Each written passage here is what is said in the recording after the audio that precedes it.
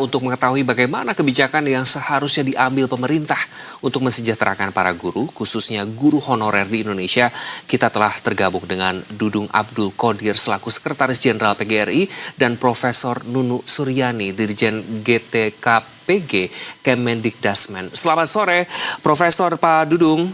Terima kasih sudah bergabung bersama kami. Mas. Assalamualaikum. Waalaikumsalam, Pak Dudung dan Prof. Nunu. Baik, pertama izin kami bertanya, ada Iqbal dan Soza di studio. Bagaimana Anda menilai atau dapat mengulas atas apa yang agenda audiensi PGRI begitu ya dengan Badan Legislasi DPR kemarin? Kita ke Pak Dudung terlebih dahulu.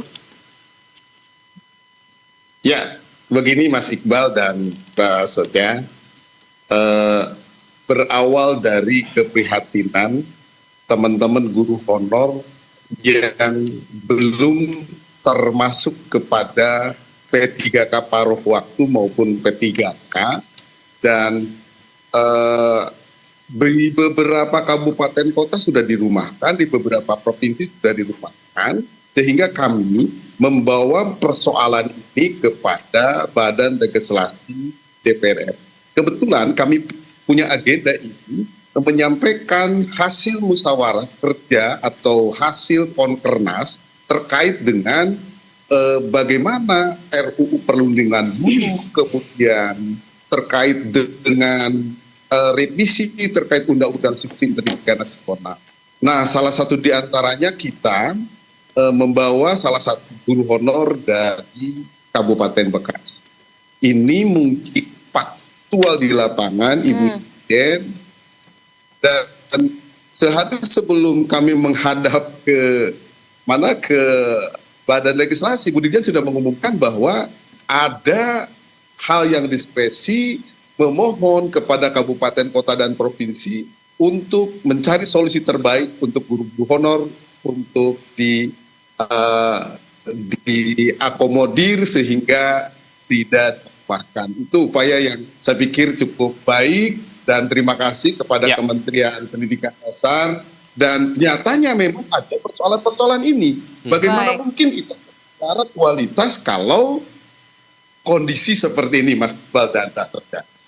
Baik, kalau begitu dari Prof. Nunu mungkin bisa memberikan perspektif juga. Prof. Nunu, kita tahu ya persoalan terkait dengan guru honorer ini bukan kali ini saja, berulang kali selalu kita melihat persoalannya baik itu terkait dengan penggajian, upah, dan juga jam kerja yang sangat panjang. Nah, pertanyaannya Prof. Nunu, sebenarnya kewenangan untuk mengatur terkait dengan guru honorer ini, mulai dari penggajiannya, jam kerjanya ini, berada di tataran pusat atau diserahkan kepada tingkat daerah sih? Karena kalau kita lihat diskusinya sangat panjang, tetapi realitanya tidak pernah terselesai nih hingga ke akar permasalahannya, Prof. Baik, terima kasih Mbak Zoza. Terima kasih juga Pak. Begini Mbak Zoza, kalau tadi pertanyaannya terkait dengan tata kelolanya ada di mana, gitu ya. Kemendikdasmen memang tugasnya ada, salah satunya adalah mengurus tata kelola guru, perencanaan kebutuhan hingga merekomendasikan jumlah kebutuhan. Namun kalau kita bicara guru honor ini ada di mana, memang perekrutan guru non ASN ini ada di pemerintah daerah, Mbak. Dan penggajiannya memang diatur oleh pemerintah daerah. Memang belum ada regulasi yang mengatur penggajiannya, namun kami Kemendikdasmen berkomitmen untuk meningkatkan kesejahteraan mereka dengan memberikan tunjangan profesi bagi guru yang sudah bersertif dan juga bagi yang belum bersertif tetapi dibutuhkan oleh pemerintah daerah atau mengajar, itu mendapatkan bantuan subsidi atau bantuan insentif. Sedangkan untuk non ASN yang belum bersertif namun dia dibutuhkan tadi masih dapat menggunakan dana BOS sebagai penggantiannya. Jadi kalau kita bicara kewenangan, kalau di undang-undang yang sekarang yang berlaku itu ada di pemerintah daerah, dan pemerintah pusat itu mengatur terkait dengan norma, prosedur, standar, kriterianya. Jadi guru itu apa kriterianya, prosedurnya seperti apa, begitu Mbak.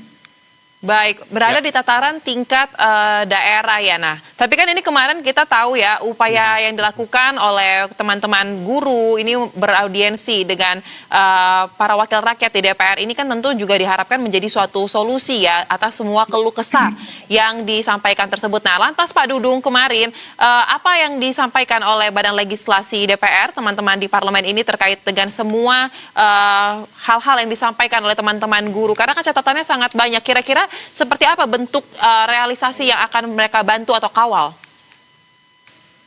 Ya, yang pertama kami mengucapkan terima kasih kepada Badan Legislasi DPR yang sudah mengakomodir keinginan dan harapan Persatuan Guru Republik Indonesia. Mulai dari pertama penyelesaian guru honor yang sudah mengajar di sekolah. Suka tidak suka, mereka sudah menjadi bagian penting dari sistem pendidikan nasional walaupun belum diakui oleh pemerintah. Itu yang pertama. Dan mendorong kepada pemerintah nanti untuk segera menyelesaikan dan segera memberikan sebuah sebuah diskresi untuk pola-pola penyelesaian ke depan. Dan kami mengusulkan ada sebuah konsep transformasi tata kelola guru melalui Badan Guru Indonesia. Itu yang pertama. Yang kedua adalah DPR pun mengakomodir terkait dengan bagaimana revisi Undang-Undang Sistem Pendidikan Nasional yang memuliakan, memartabatkan, kalau kita mau maju, peradaban kita sejahterakan dan profesionalkan para guru melalui sebuah konsep yang disebut dengan Go Public Fund Education.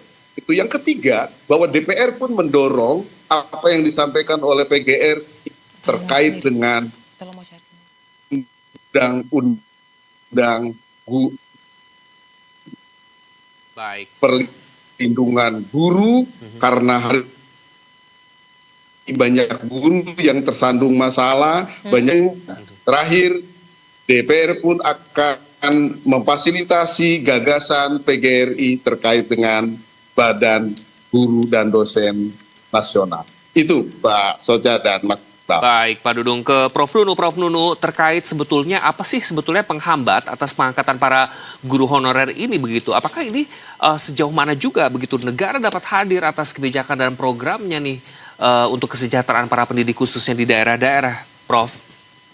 Iya, Mas Iqbal, terima kasih banyak pertanyaan. Jadi saya mau cerita sedikit ya. Pertama tentu kami kebijakan sangat berperhatian ya terkait dengan tadi tayangan terkait dengan guru yang menangis karena khawatir untuk pendidikan. Kami pun sudah ada usulan solusi kebijakan Menpan dan sudah dibahas rapat antar menteri. Tapi kalau tadi pertanyaannya apa sih penghambatnya pengangkatan guru itu, mungkin kami flashback sedikit ya terkait dengan seleksi guru yang ada di Indonesia. Kita tahu bahwa ada moratorium seleksi yang panjang sekali dan dibuka sejak tahun 2021. Hingga saat ini alhamdulillah sudah ada hampir 1 juta guru yang sudah berubah status menjadi P3K. Namun ini belum cukup ya, karena ternyata di lapangan kita masih banyak melihat guru yang belum berstatus P3K, artinya itu secara penghasilan, status kepegawaian dia masih non-ASN di sekolah negeri. Kalau ditanya sebabnya banyak Mas, jadi kita mengusulkan formasi, kemudian penetapannya tidak sesuai dengan usulan rekomendasi dari Kemendikbud. Kemendikbud dalam hal ini tugasnya adalah merekomendasikan kebutuhan, sedangkan usulan formasi kebutuhan itu oleh Pemda ditetapkan oleh Kemenpan, lalu dibentuk Panselnas dan diisi. Sepanjang yang sudah kita kerjakan mulai 2021 hingga sampai kemarin 2025, pengusulan itu tidak pernah sama, jadi selalu di bawah 50%. Sementara kita tahu setiap tahun guru itu pensiun 60.000 hingga 70.000, sehingga sekolah karena dibutuhkan guru itu pemerintah daerah mengangkat guru non ASN. Jadi ini adalah problemnya ya, sehingga muncullah guru non ASN, guru yang non ASN tadi.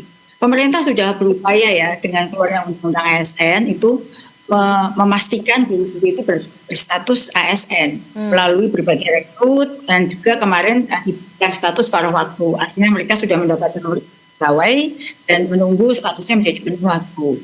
Namun masih ada berita.